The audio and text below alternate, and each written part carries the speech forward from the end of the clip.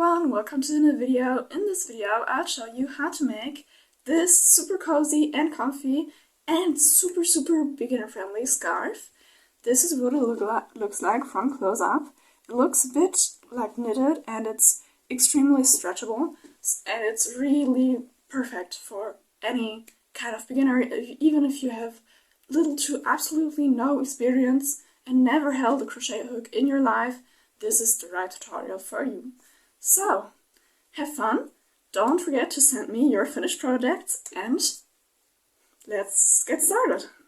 So, to start, you're going to make a slip knot. To make a slip knot, you can use various methods. I'm going to teach you what I do. So, you have the one end of the yarn and you tuck it in there between this finger and this finger.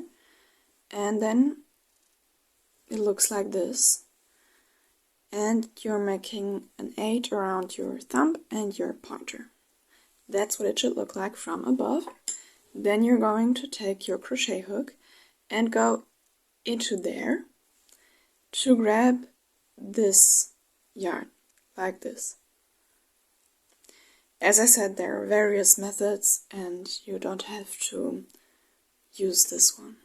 So, next, you're going to chain around 120. If you want your scarf longer, you can make it longer. I'm going to chain 120. To chain, you're going to hold this end of the yarn, like this, so it doesn't slip away. And you're going to grab your yarn, turn the hook slightly, and pull it through. That's your first chain. And you're just going to repeat that until you have your desired length.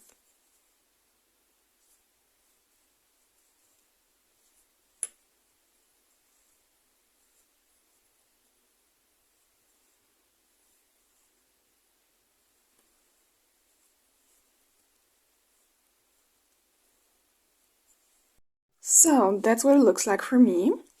And now you're going to chain one more, like this. Then you're going to turn your chain so you're facing not this side, but the other one. And we're going to work into those loops right there. So we have this stitch this chain we just made, and we're going to work into the second one from our hook. You're going to go into this chain, then grab your yarn, pull through this chain. You have now 2 chains on your hook, and go through the second 2. And you're just going to repeat that. So, into this one, pull through again. That's slip stitch, and you're just going to repeat that until the end of your row, like this.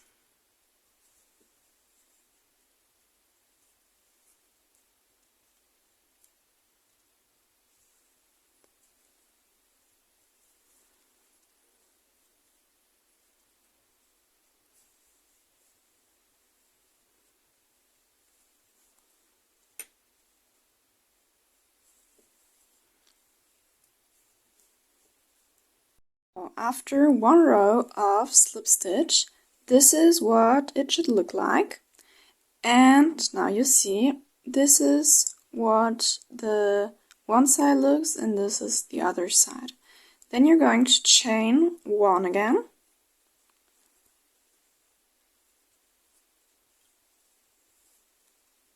And turn your work so you're facing the other side, not this one.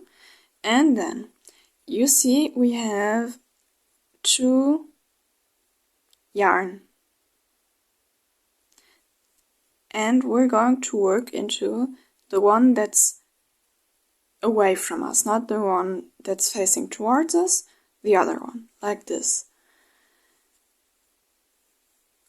And you're just going to make slip stitch into this other yarn. Not the one that's facing towards you, the other one, this one.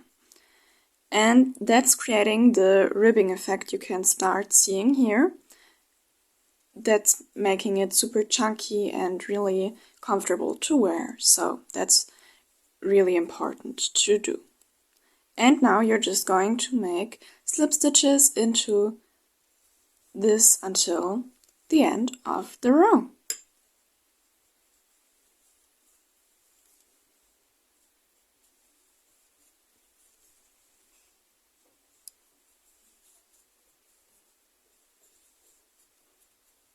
So this is what it should look like after you finished your row. You can start seeing the ribbing effect. And now you're just going to repeat this one row over and over again. So you're going to chain 1, turn your work, and you have the 2 loops, and you're going to work into the back loop. So like this, slip stitch, and you're just going to repeat that until you reached however many rows you want to have for your widths. And I guess I'll meet you then.